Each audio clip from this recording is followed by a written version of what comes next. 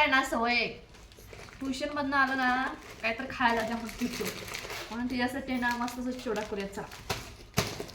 नमस्कार सर्वांना. तर आजच्या व्हिडिओमध्ये खूप खूप स्वागत आहे. तर इथं आहे ना मस्त असं चिवडा करायला घेतला. तर कढीपत्ता नसल्यामुळे ना चिवडा करायचं राहिलेलं माझं इथं आणि फायनली करायला घेतला चिवडा. तर चिवडा चिरमुऱ्याचं पूर्ण असं चाळून घेतलं. चाळून घेतल्यावर आहे ना त्यामध्ये मिक्स जरा आणलेलं फरसाणा आणि पापडी आणि बुंदी असं आणलेलं ते सगळं त्यात मिक्स करून घेतलं निम्मं आणि बाकीचं ठेवलं कशात तर घालून खायला येते म्हणून. तर इथं आमची सानू माझ्या शेजारी येऊन बसली होती.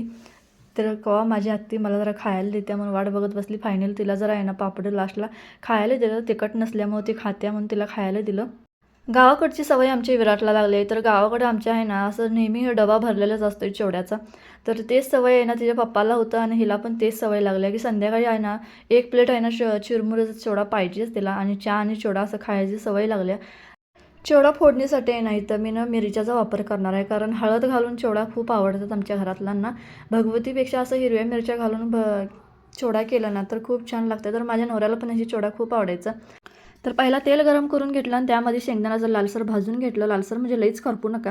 तर खमंग असं भाजून घेतलं. नंतर ते भाजून घेतलेलं शेंगदाणं काढून एक नाही त्या चिरमुरीच्या बुट्टीत घालून घेतलं, पसरून घेतलं.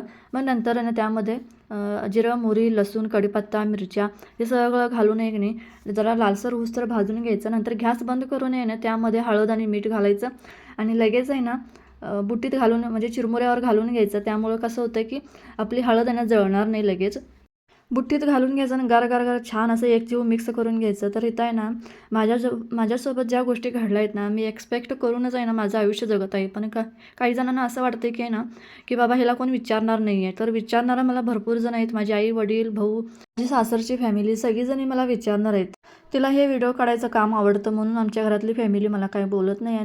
तर फायनली इथं चिवडा तयार झालेला आहे. तर कलर काय दिसणंच झालं आहे कॅमेरामध्ये. तर चवीला खूप छान झालेलं.